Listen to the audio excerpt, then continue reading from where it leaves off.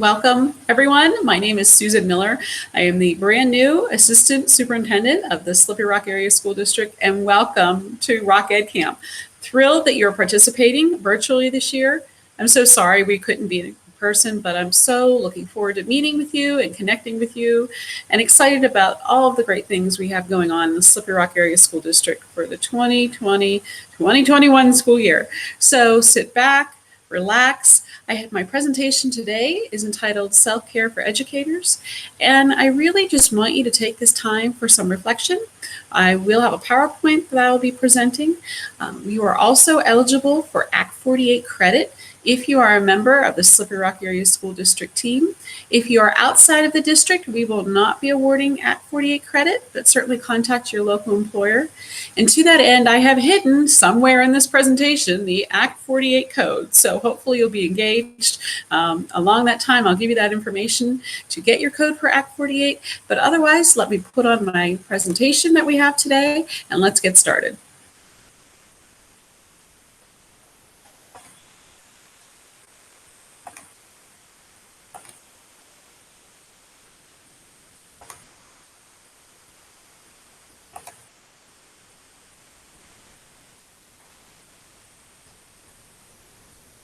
As I mentioned, my name is Susan. I am finishing up my 25th year in education and starting my 26th. And throughout all of this time, one of the things that I have realized that is really critical for an effective school district is ensuring that our educators, who are our frontline people, are engaging in their own self-care. And what we're going to talk about today is self-care for educators with the tagline of taking care of those who take care of others. Certainly what we do in education. Here's my contact information. As I said, I'm starting this new position in Slippery Rock and thrilled to be here. And I really want to talk about our objectives for really the next hour that we have together. First, we need to define what is self-care. And we need to discuss why is self-care important for educators. And finally, and most importantly, I want us to identify some strategies for self-care. Again, my disclaimer today that if you are in need of any kind of professional advice, this is not the place to do it. My presentation today is really for informational purposes, but if you do have specific concerns, please contact your healthcare provider. And let's get started. So when we talk about self-care, there are many myths, I think, associated and misconceptions regarding self-care. So we're going to take just the next few minutes and bust some of those myths. I did a completely informal and unscientific survey. I asked 3 of my colleagues, what is self-care, and give me examples, and here's what they gave me. So my first example and my first response was, well, you know, when you come home from a long day of work and you binge watch some TV and eat some junk food. So my first response is no, that is not self-care. That may be an activity you enjoy, and I certainly myself at some point have probably been a couch potato. But in terms of long-term effects, it's probably not the most effective strategy. While it may help and be enjoyable and relaxing in the short term, if you can see here, this is not really productive for our physical health. It's really not productive for our emotional health. We look like we're isolated and we're not connecting with people. So while this was a great shot at trying to identify self-care, I would say that this is actually a myth. My second example was my colleague, and I said, tell me what self-care is and give me some examples. And the example that they shared was, you know, after you've had that long day and you just need that drink, that glass of wine or that alcoholic beverage. And again, this is a no judgment zone, but I don't believe that that would fall under the umbrella of self-care. That might fall under maybe some social umbrellas or some other umbrella I can't really discuss. But as far as having a drink to respond to work, again, probably not the best strategy, not only for our physical health. It could lead to dependency and addiction issues, but also possibly financial health could be impacted there. But let me give you the third response, and this was almost my favorite response, was, well, you know, spa day, a facial, a massage, a mani-pedi. I'm the first one to say I certainly enjoy those days. I'm not going to knock them.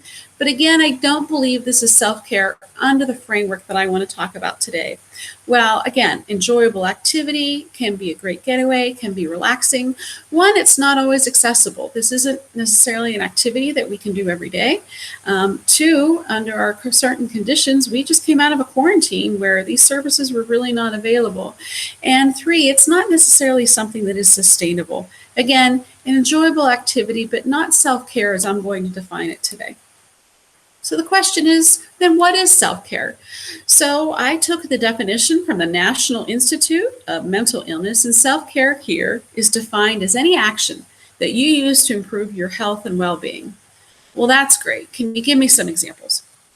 So for our discussion today, we're going to look at self-care from 6 different elements: physical, psychological, emotional, spiritual, social, and professional.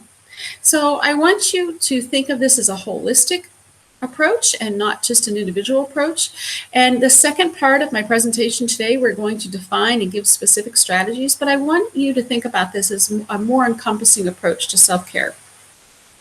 Because before we even talk about what those specific strategies are, we need a framework. What makes a good self-care strategy? Ideally, it should be something that we can address and access daily. It should promote long-lasting benefits. And more importantly, it will not only positively impact you, but also those around you, including your family, your friends, your colleagues, and for our discussion today, your students. But why is this even important? Why are we even discussing this? The response I'm going to give you is self-care is important because how can you possibly take care of others if you can't take care of yourself? And I use the example of the flight attendant for all of us that have been on a plane and heard those pre-flight instructions as to where the exits are. An important component that they talk about is if the cabin should lose pressure, how to use the oxygen masks. And it seems almost counterintuitive, but we need to put the oxygen on ourselves first. And the reason for that, as they explain to us, is that if we are not conscious at the time, how can we possibly help others and assist them if we don't have that ourselves? So while it may be counterintuitive to how we think, we have to put the oxygen on ourselves before we can help others. That's the analogy I'm going to use today with self-care. Let's talk a little bit about educator stress. Now, in the preparation for my presentation today, I used what was at the time the most readily available statistics from 2019, but really since 2020 and COVID-19, given our current state and given the quarantine issues and all of the other health issues that are surrounding, these statistics I'm going to believe have really grown exponentially. But as a baseline, typically the statistics say from the American Institute of Stress that teachers are more likely to experience job-related stress than any other profession. Well, if you're an educator, you're going to say, yeah, no duh, I get that. I can tell you that. But in the past, high stress jobs, such as first responders, those in the medical profession, nurses, doctors, EMTs, firefighters, police officers, have always been recognized by the community as having a lot of stress.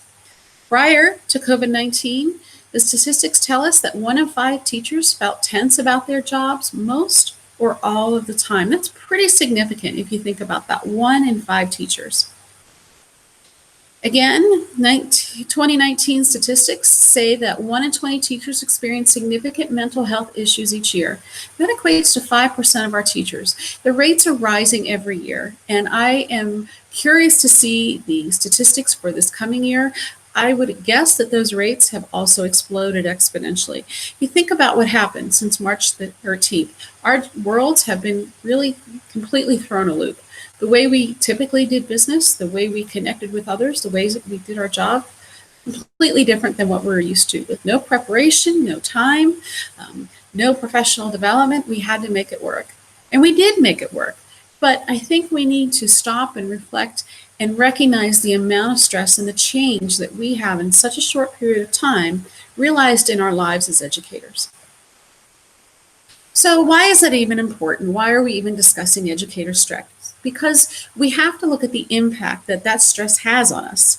We see, again, based on research, increased reports of high stress, anxiety, depression, and job dissatisfaction with continued stress. That results in sleep problems, health problems, and a greater level of absenteeism for all of us in our profession. I wanted to take a minute to talk about trauma.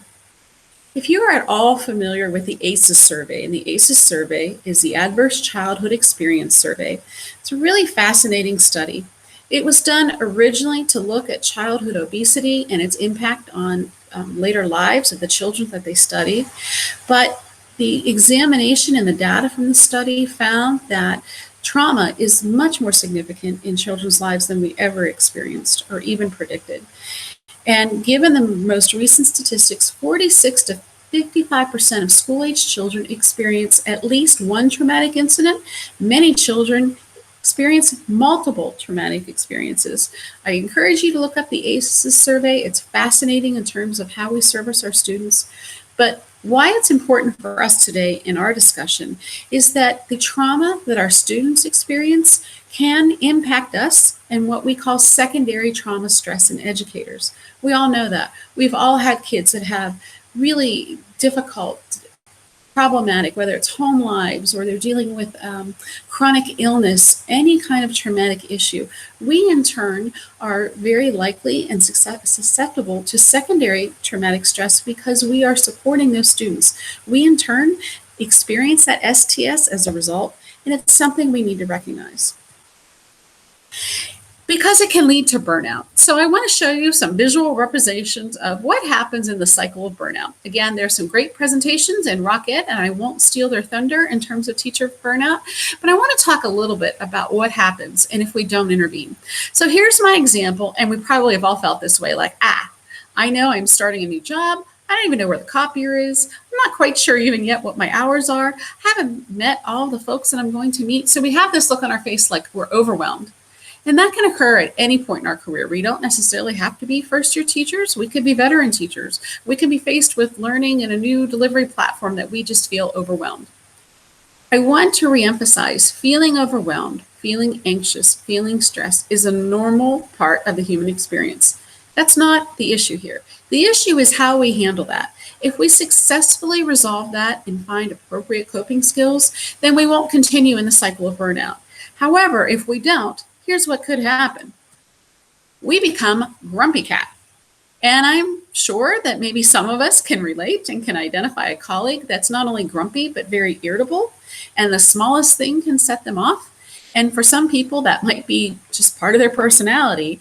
But we also need to be aware that if it's occurring in our colleagues or if it's occurring in us, that this also could be a symptomology of possible burnout. And we get this way by not feeling like we can effect a change. I know when I started in my career, I thought I was going to change the world. I very quickly learned to have more realistic expectations. But when that stress and anxiety becomes too overwhelming, we can follow the cycle of burnout and we can become irritable. We don't recognize it and we don't intervene at this level. Let me show you what happens next. We become isolated. And in this case, we withdraw. And we no longer participate in things. We may pull away from our social circles. And what's dangerous about this part in the cycle of burnout is whatever supports we do have, we've in essence burn those bridges or we withdraw from them, which is problematic for our social well-being, for our mental and physical well-being.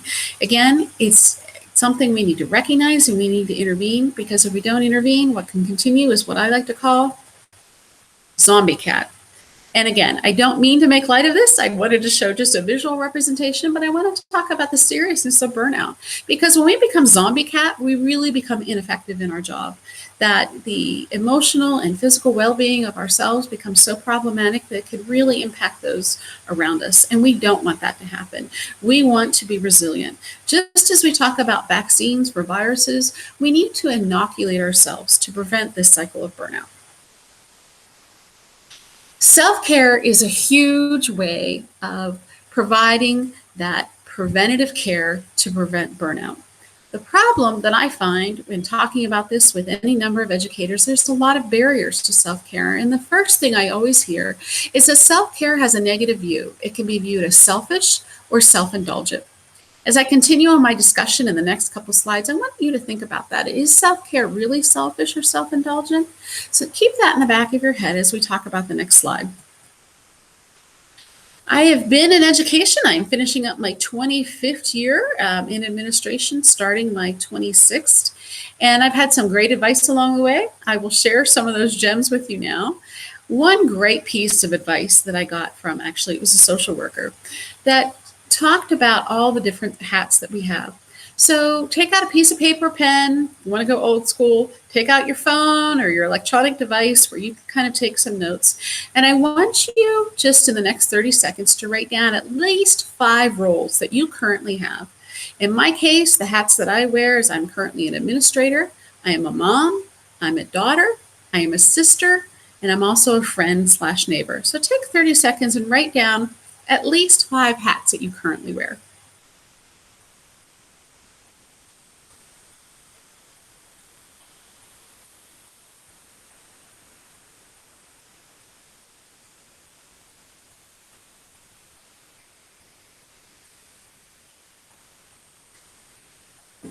It's okay if you didn't get to write down all of them, but as long as you can think about them in your head, I want you to think of one of those hats that's really important. And for me, the hat that I chose was being a mom. Being a mom is really critical to not only my identity, but the joy that I have in life. So if you think about that, and here's the advice that I had, it actually was given to me. Healthy kids need a healthy mom. And when I thought about that, that was really critical. I, as a mom, can only be as healthy necessarily as my kids are. If my kids are struggling, I might struggle. But also, conversely, if I'm not healthy, that will impact my kids. So you can take this advice to any role that you have. If you want to have a healthy family, you need to be a healthy family member. If you want healthy students in your classroom, you yourself need to be a healthy teacher.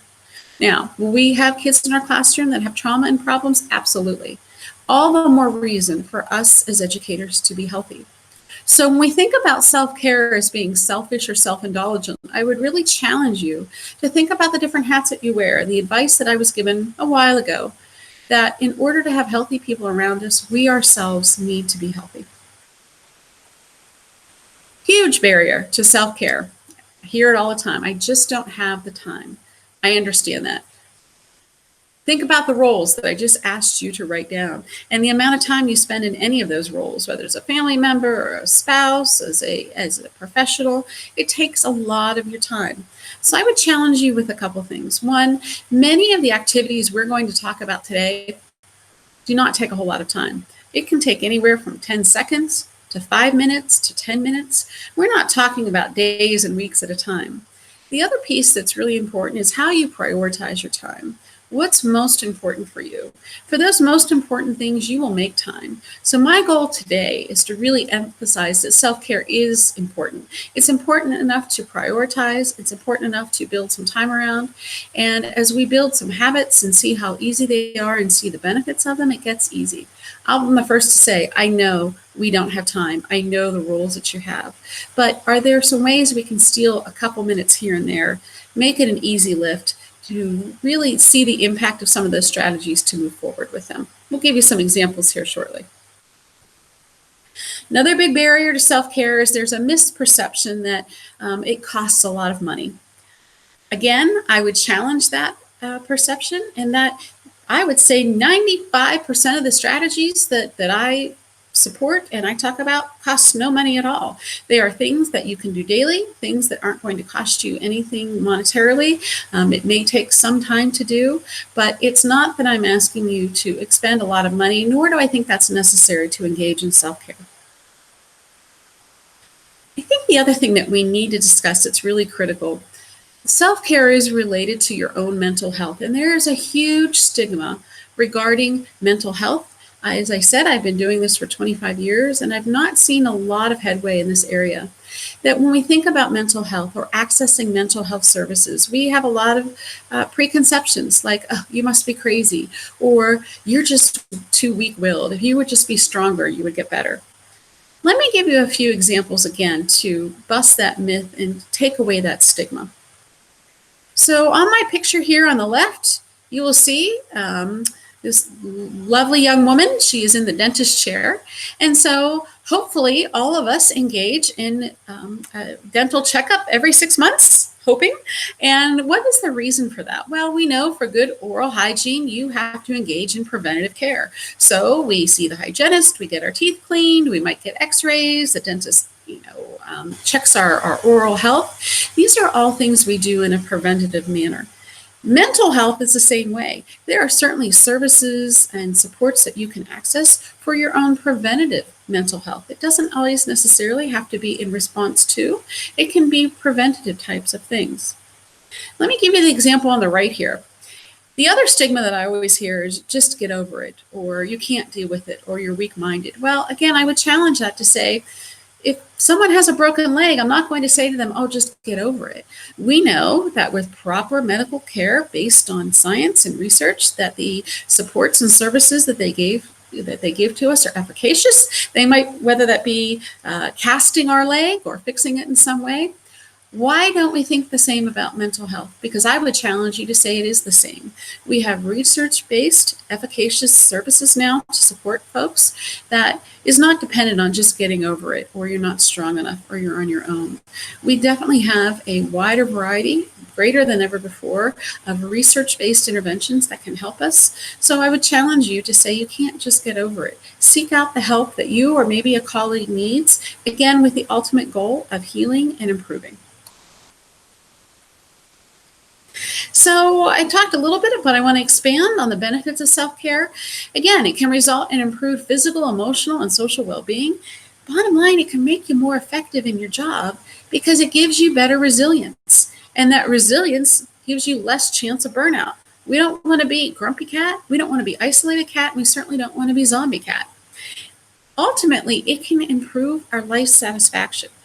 Why wouldn't we want that? If we have activities that will make us feel better, make us better in our job, give us more resiliency and a better quality of life, why? It seems to be an easy answer. Why wouldn't we engage in that? Right now, I want you to, again, jot down, whether that's old school paper pencil, whether it's on your phone, take a screenshot, whether it's pulling up a document on your device, but I want you to very quickly write down these 6 elements, because we're going to do in the next part of my discussion a little bit of an inventory and discuss the specifics about these and also look at strategies. So again, take about 30 seconds to jot down the 6 elements, which include physical, psychological, emotional, spiritual, social, and professional.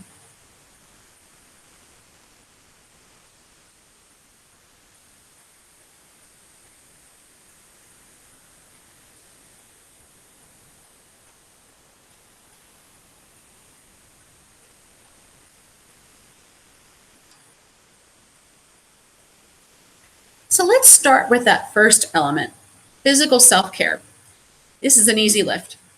For all of our PE teachers and health teachers out there, these are the things you've taught us way back from when it used to be the food pyramid to current day information about nutrition. Physical self-care is obviously those activities that improve the well-being of your physical health. So let me give you some examples and let's talk about these in a little bit more in depth. First thing we want to talk about is healthy eating. We all know the types of foods that we need and should be eating, but are we eating in a healthy manner? Are we getting those servings of fruits and vegetables that we need? Lean proteins, lower in fat, lower in sugars, lower processed foods, maybe eating more whole foods, more fresh foods.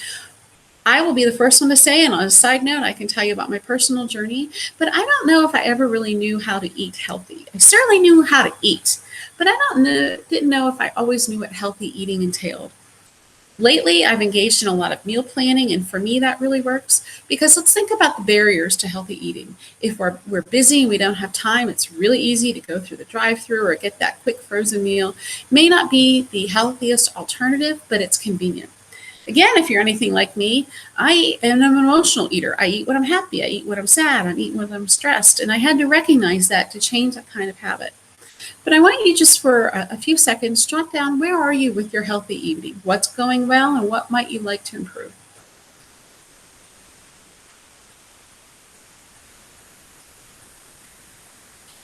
Let's move on to exercise. We know it's a critical part of our well-being. Again, this is not new information. From the time that we were in school, we have been taught the importance of exercise in our life. While the importance is stressed there, I don't know if we've always emphasized the how to. Think about when you were a little kid. We didn't say, oh, I need to exercise today. What did we do? We said, we need to play. We would ride our bikes. We would go swimming. We would play outside kickball or baseball. And again, we can have a whole discussion about the electronic age and how that has impacted our kids. But I think what's more important is that we have this perception that exercise is negative. Exercise is a chore. Exercise is something I do in a gym and it makes me miserable, or I don't have the physique to go and work out. We have a negative connotation to exercise. I would challenge you, maybe you're already doing it. What are things that you're doing that make you physically active, that are fun? Maybe you take a yoga class. Maybe you take Tai Chi. Could be anything, water sports. I recently got the bike out of the basement during quarantine, and I realized how much I enjoyed riding my bike, not only for the physical aspect, but also just for the aspect of being outside and spending time with others. So take a bit of an inventory to see where you are with exercise right now. The most recent recommendation that I saw for healthy American adults is 150 minutes per week. That equates to about 120 minutes of cardio, which is about 2 hours, and 30 minutes of either weight or strength training, whatever you want to call that. Where are you right now with exercise? Take a couple minutes and jot that down.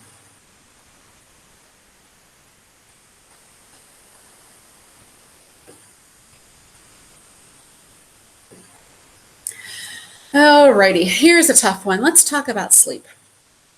The recommended hours of sleep that typical American adults need is 8 hours a day. This can be a very controversial subject because I have many colleagues that pride themselves on saying, I only need 3 or 4 hours of sleep. Oh, I can get by on 5 hours of sleep. And just like with eating, there's times that we might slip and have food or have junk food or indulge in something. There are times where we may not get that 8 hours a day. Understandable for whatever reason. You might have young children. We recently got a puppy and who was not sleeping through the night. That disrupted my sleep. The problem is if it's chronic and ongoing, lack of sleep can lead to a significant number of health issues, both emotionally and mentally related to physical impacts that the lack of sleep has on your health. So the question is, what are the barriers to getting 8 hours of sleep a night? I know for me, and on a personal note, that if something is wrong with me, whether it's if I'm getting sick or if I'm stressed, that impacts my sleep. That is my body's way of telling me something is wrong. Again, you also need to not only recognize where your body and what your body's telling you, but you have to practice good hygiene habits. Not only do we know that brushing your teeth is good oral hygiene, but we have to have good sleep hygiene. So the recommendations, again, turning off your devices before you go to bed. We know that there's an impact that lights and the blue light from our devices can affect our sleep cycles. So certainly not engaging in any kind of online activity before you go to bed is part of good sleep hygiene. Making sure that we are in a cool, dark place helps our sleep hygiene. But more so, are there other impacts, whether they're physical or emotional impacts, that are preventing us from getting those 8 hours a day? The importance of that, and why I bring that up, is we've done a lot of studies, a lot of physical studies, that the lack of sleep, the chronic lack of sleep in adults, is sometimes equivalent to driving under the influence. Our bodies are not getting the restoration that they need. Your reflexes are not as quick as they were, and the decision making is impaired. Just as if you were drinking an alcoholic beverage, lack of sleep can have that same physiological effect on you. So again, encouraged to get those 8 hours of sleep a day. Take 30 seconds to jot down, where are you with your sleep?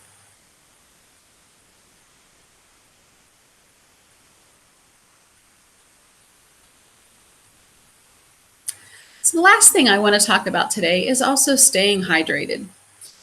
We know that our bodies need water to function, and thirst sometimes is very much connected to our hunger. And so there are times that we may feel hungry, but we really are thirsty. I like to look at the 8x8 rule, which means 8 glasses of water 8 times a day, or 8 ounces 8 times a day. Bottom line, it's looking at 64 ounces of water. And I say water in the effect that It's not a beverage in terms of a diet pop or a caffeinated drink. We are looking at water. Now, we know we do get some water from the food that we eat, particularly if we're eating fresh fruits and vegetables, but I want you to take an inventory. Are you staying hydrated? Are you getting the adequate amount of water you need a day? Again, numbers vary, but a good guideline is 64 ounces. So think about that, jot down right now in the next few seconds. How are you with your hydration?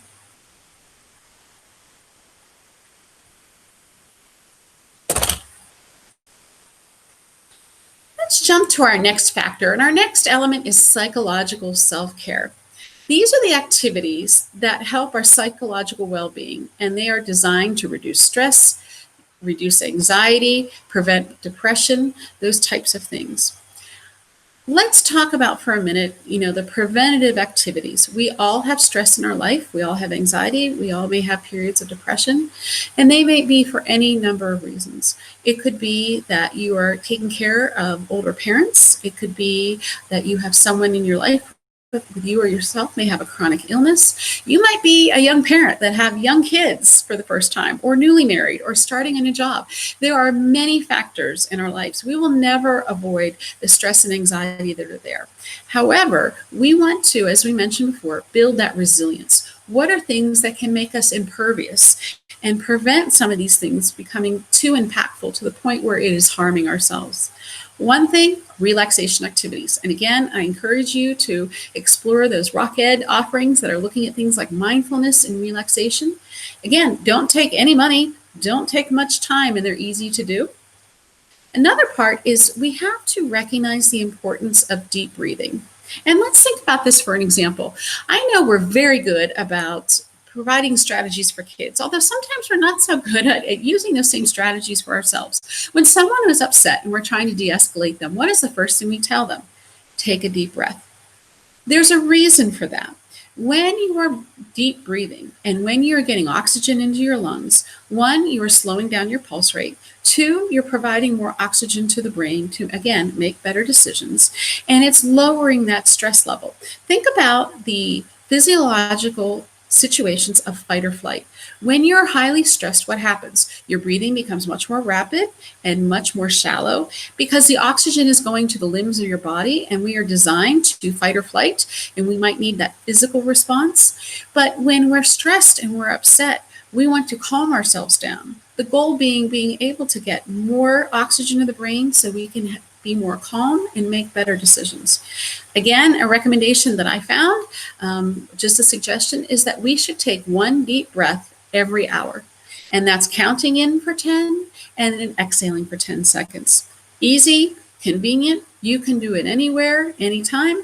You can put certainly a calendar app on your phone or on your smartwatch as a reminder, but deep breathing is critical. It's critical to our well-being, and it's critical to relaxation. Another important component that I find, particularly for educators, is we have to set some boundaries. We are helpers by nature. That's why we got into a helping profession. Educators, I personally believe, are some of the most giving people I will ever met. Where it becomes problematic is when we take it on too much. And again, referring to that cycle of burnout. If we don't have appropriate boundaries for ourselves and others around us, whether those are colleagues, whether those are family members, we risk really overextending ourselves, which can lead to burnout. Another important thing that I think is critical for educators related to psychological self-care is having realistic expectations, not only of yourself, but of others. As I mentioned before, I was that first-year educator. I thought I was going to change the world. And when that didn't happen, and I realized the impact that I had on kids was not that life-changing, unrealistic sense that I had, it was disappointing. But I think we need to be practical. We need to certainly grow and expand, but we can't have unrealistic expectations. The other piece is having unrealistic expectations of others, whether that's your boss or administrators, whether that's a spouse or a family member. We have to recognize there's sometimes what's a realistic expectation and maybe one that isn't. All of these things will help us to be self-reflective. Again, take about 30 seconds, mark down, where are you? What are you already doing well? Where do you need to grow in terms of psychological self-care?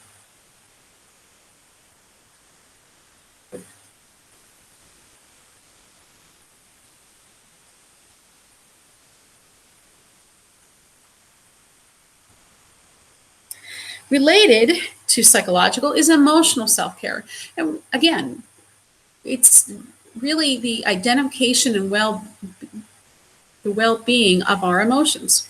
There's 3 steps that are involved with emotional self-care. First is recognizing the emotion. Second is acknowledging. And finally, processing one's emotions. We can do this in a number of ways. Some people really enjoy journaling or engaging in self-reflection. For some folks, they find that creative outlets really helps them process emotions. Think about many of our great works of art, whether the mediums be painting or sculptures or musical compositions, have really come out of the emotions of the artist. But specifically, we have to first look at that step of recognizing some emotions. And in the next slide, I'm going to give an example of how we do that. The strategy I'm going to share with you today is from Dr. Mark Brackett. He is the director of the Yale Center of Emotional Intelligence, and he's created what he's called the mood meter. And as we kind of dissect this mood meter, along the bottom axis, we have this blue quadrant and the green quadrant. This is a continuum that starts at the bottom left with our more unpleasant emotions, and as we move towards the right, there are more pleasant emotions. The other axis I need to explain is the level of energy. So on this bottom part of the axis, these would be emotions that include lower energy, and these emotions on the top include higher energy. Again, there's no ideal, there's no one right answer, but when we have some emotions, and it's absolutely 100% normal and part of the human condition, we experience any range of emotions. Even occasions that we would see as happy. My daughter is getting married in the next year, and that's a very exciting time. There's many emotions that are mixed with that. There's a feeling of sadness or a feeling of loss or anxiety. How will our relationship change? But when you look at this mood meter, and you can do it in any number of ways, the suggestion I'm going to give to you is start recognizing what really is the emotion that you're feeling. We use some terms that I find to be very generic, one being angry. And that seems to be really an umbrella term for any upset feeling that we have. What it really does on this mood meter, and what I've done with teachers in the past, when they tell me that they're angry, they may be angry with, or mad is another term they use. They're mad at a disruptive student that is in their classroom. Well, when we start to really unpack those emotions, we find out that it really wasn't anger or being mad that the teacher was experiencing, but there were other emotions. One was frustration. The student was being disruptive, and the teacher didn't felt that they had the strategies to be effective, or the strategies they did try were not helping this kid move forward. We also unpack the emotions that they felt disappointed, that they had expectations for the student really didn't live up to. They also felt that they were frustrated because they didn't think that they were getting the help or the perceived help from parents that they wanted to. Another really bright person in my life shared with me, you have to control your controls. And what that means is you can only control those things that you are in control of.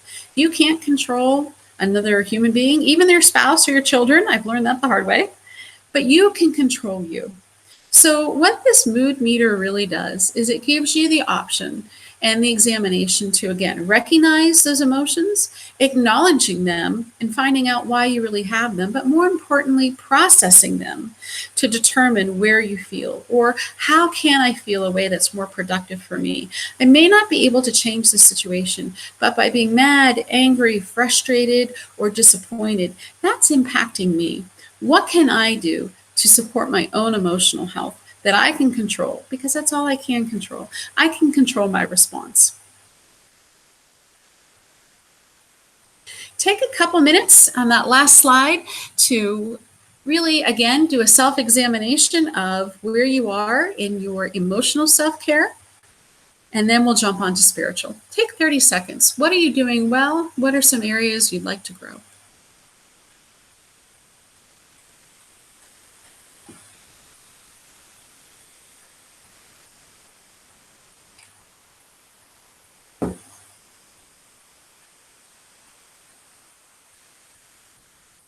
Let's move on to, again, another important element of self-care, and this is spiritual self-care. The way it's defined here, it's activities that nurture your spirit and give us, bottom line, a greater sense of purpose. This is very individualized to each person and very personal. This could be your religious beliefs in terms of worship and prayer and meditation, but there's also a component of relating not only to others around us, but to our world around us in terms of spending time in nature. And another strategy that we use a lot of time for our spiritual self-care that gives us that sense of purpose, if you're engaged in any type of volunteer activities. For many years, I supervised an off-site emotional support program.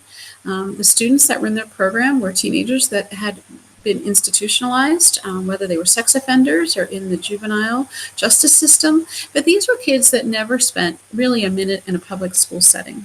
And many of their stories were tragic. We talked about that secondary trauma that we have. Kids came from really tragic backgrounds.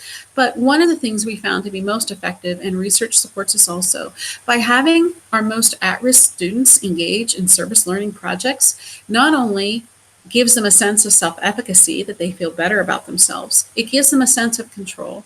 And they also develop empathy for others around them, and they also are able to reframe their own situation. For example, we had them do some yard work for some folks that were elderly and not able to do some of the physical labor. We had them work with, again, those that may be disadvantaged in food banks, and anything that gives you a sense of feeling good about yourself, but supporting others around you. Again, very personal area here, but take 30 seconds and jot down, where are you in your spiritual self-care? What are you already doing well, and where would you like to grow?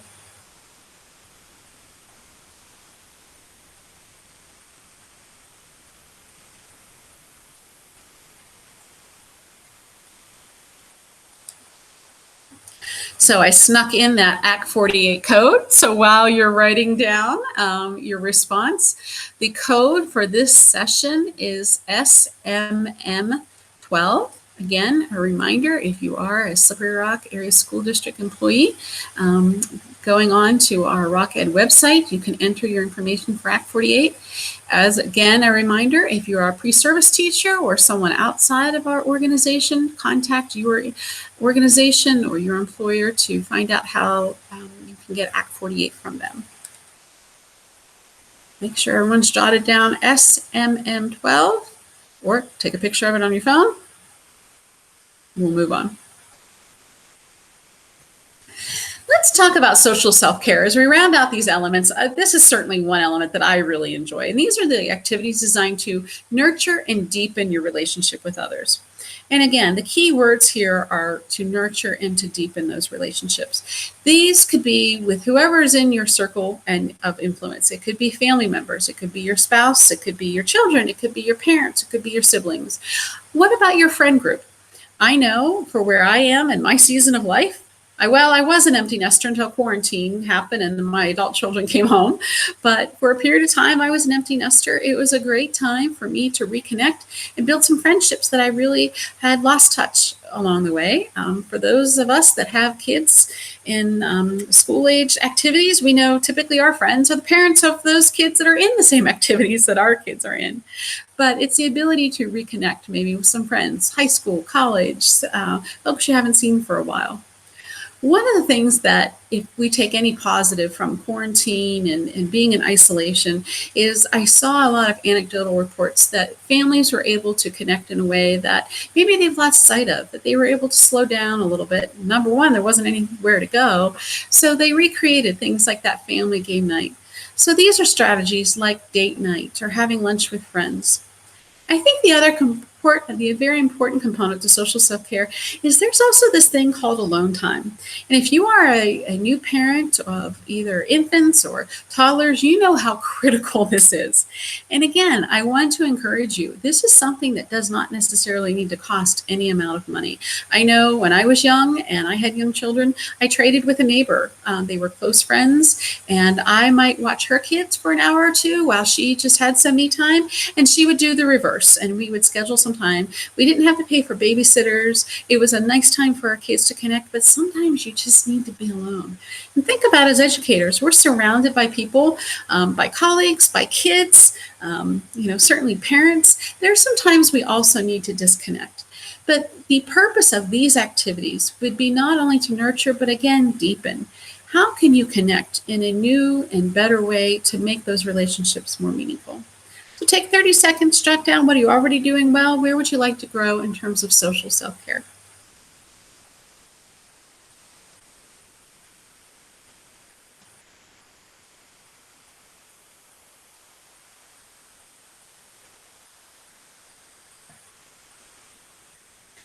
So this should be an element that surprises no one. It is professional self-care. So these are activities designed to improve not only your efficacy, but your own professional identity. It's what you're doing right now, engaging in Rock Ed Camp.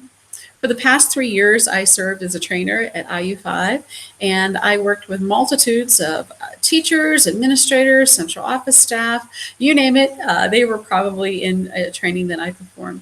And what I came to realize very quickly, it was not necessarily any of the information that was coming out of my mouth that was useful, but the power really came in networking and sharing ideas. So again, I want you to have a bit of a self-examination. Are you able to network not only within your own realm, whether that's grade level or content, but within your district, but also outside of the district? Are you able to network with different folks? Because that's really how we grow. We learn new ideas. I don't like to reinvent the wheel. I don't think it's effective, but I can learn from how other people do things. Professional self-care also includes things like planning, growing your own self-efficacy. I think an important one that I think many educators, I know myself, I'm reluctant to engage in, is asking for help.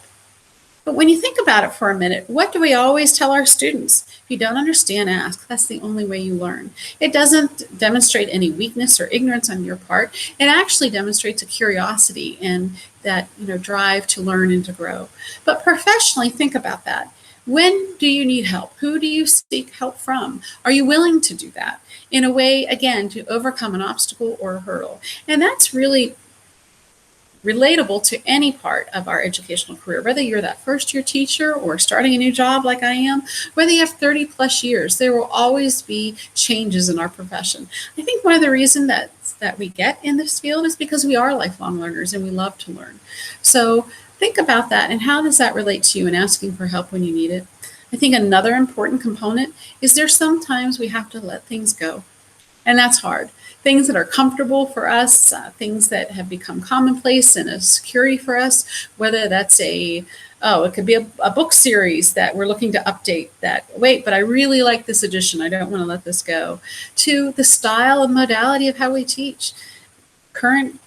Our current situation is asking us to teach in a totally different way, certainly one that we weren't prepared to do, that we weren't taught in undergrad, and that we've not necessarily the experience and growth to do. So what are some things that we can let go? A great example that I had is years ago, we were part of the Classrooms of the Future grant, and which infused a tremendous amount of technology into our district. And I remember a teacher that just pulling teeth, did not want to lose the old blackboards, was not willing to look at an interactive whiteboard. And finally, when push came to shove and we installed that interactive whiteboard, actually came back 6 months later saying, wow, I didn't realize it was taking me so much time to write my notes on the board. I now can save them and my instruction, it goes faster and it's more effective that way. So there are some times that we have to let go. But I want you to take 30 seconds and jot down what are you doing well in terms of your professional self-care and where would you like to grow?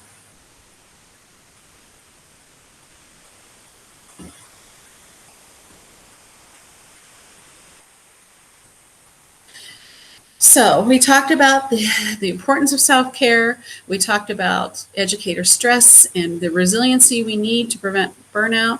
We went through the 6 elements to give you a definition and strategies for each. Okay, now you're saying, well, what now? What do I do?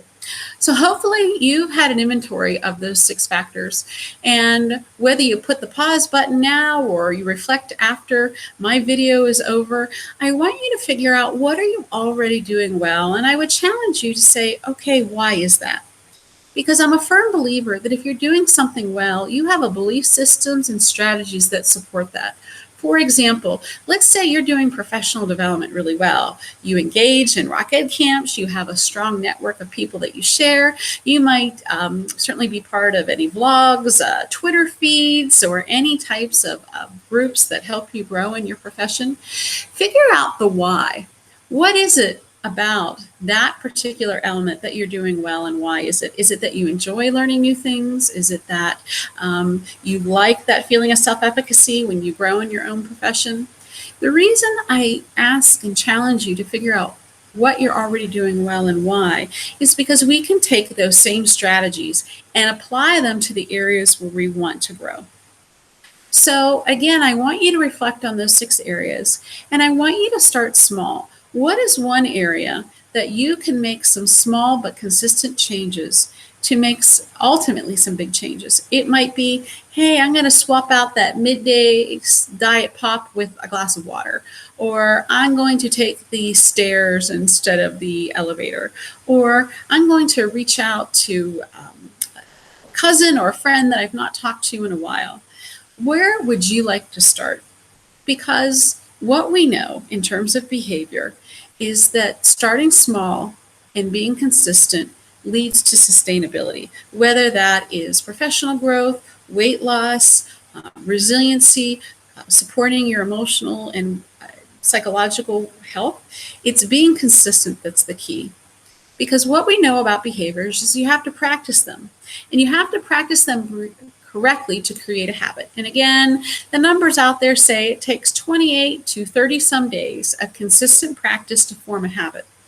Once we form that habit, we want to realize that, hey, this habit is improving something. Maybe I'm getting more sleep at night. Because I'm getting more sleep, I'm more focused on my job. Because I'm more focused on my job, I am getting more praise and I feel better about myself and my own satisfaction.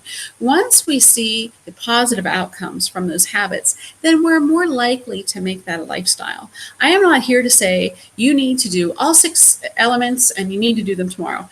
Admittedly, I'm a flip the table kind of person and I want everything fixed and better by tomorrow. But sustainability doesn't work that way. So from that inventory, I really want you to come up with an action plan. What can I do? What small steps can I do right now that I know are sustainable, that I know will have an impact on whether it's my emotional growth or my self-care, but also it will have a positive impact on those around us. When I get enough sleep and I eat healthy, I'm not hangry, I'm not irritable, and I'm not cranky when I come into work. So I want to challenge you to come up with those small steps to do something different. And I want you to get back to me on how that worked. My contact information is here. My email is there. I would not put it out there if I didn't want you to reach out. If I can help you in any way, if you have any questions or suggestions, there might be something in my presentation that you didn't understand or I can make better, please follow up with me. I would love to hear from you. I can't wait to meet this Slippery Rock community. I can't wait to be part of this great educational team, but I offer this up in this contact information because I want to hear from you. What maybe did you learn? Give me some strategies that I can share in the future. What are some strategies that you find are effective or that have a great impact on you? And again, as educators, thank you. Thank you for what you do. Thank you for the children and the communities that you serve. We know you have a tough job and we so appreciate it. Take care.